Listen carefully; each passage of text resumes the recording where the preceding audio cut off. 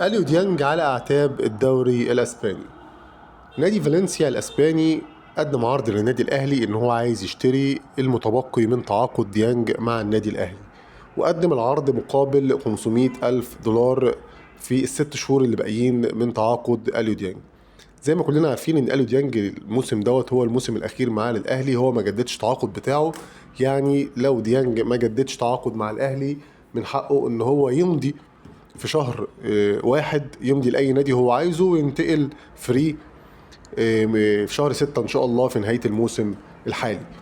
لكن العرض دوت أنا شايف إن الأهلي المفروض يوافق على رغبة اللاعب، لأن اللاعب يعني طلب أو حابب إن هو يجرب الاحتراف في الدوريات الأوروبية.